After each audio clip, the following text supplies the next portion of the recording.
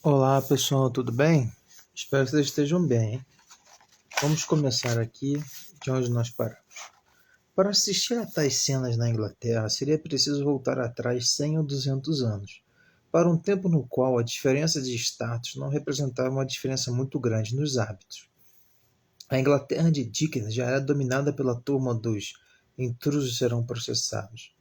Quando se pensa na atitude da esquerda em relação à caça, ao tiro e a coisas afins, é estranho ponderar que Lenin, Stalin e Trotsky eram, todos os três, esportistas entusiastas em sua época.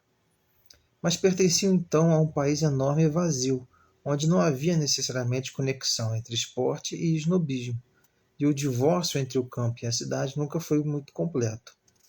Essa sociedade, que quase todo romancista moderno tem como tema, é muito mais simples, menos graciosa e menos despreocupada que a de Tolstói.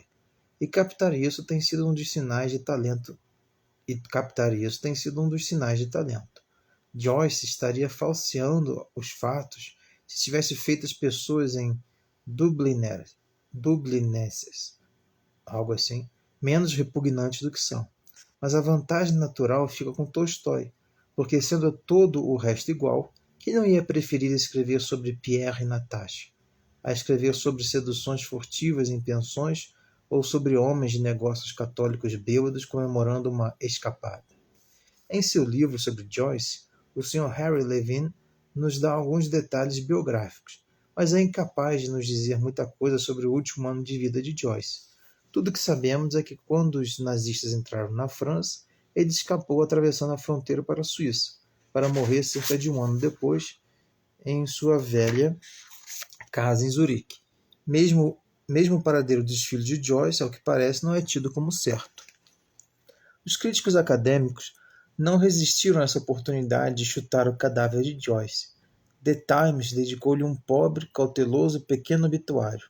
E depois, conquanto a The Times nunca faltasse espaço para cartas sobre médias de tacadas, provavelmente cricket, ou sobre o primeiro cuco, recusou-se a publicar a carta de protesto escrita por T.S. Eliot. Isso estava de acordo com a solene e antiga tradição inglesa de que se deve sempre bajular os mortos a menos que aconteça de serem artistas. Deixe um político morrer e seus piores inimigos vão se pôr de pé na Câmara e pronunciar piedosas mentiras em sua homenagem. Mas um escritor ou um artista tem de ser desdenhado, ao menos os que têm alguma qualidade. Toda a imprensa britânica se uniu para insultar D.H. Lawrence, suposto pornógrafo, foi a descrição mais comum. Pornógrafo, entre aspas, foi a descrição mais comum. Assim que ele morreu. Mas esses arrogantes obituários foram apenas o que Joyce teria esperado.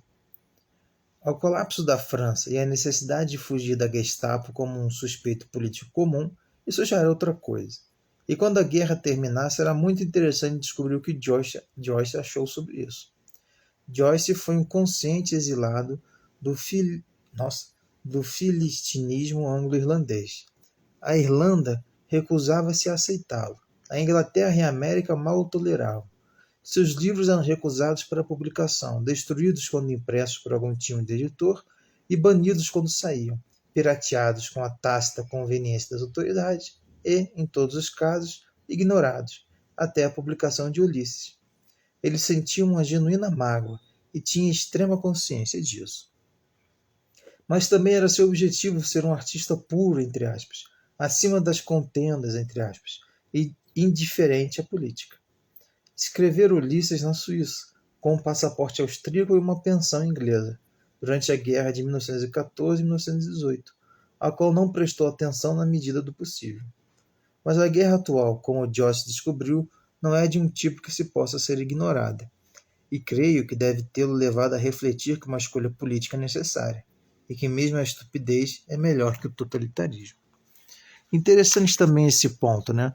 Sobre como um artista pode ser desprezado de acordo com as suas opiniões políticas ou pela qualidade da sua obra, né?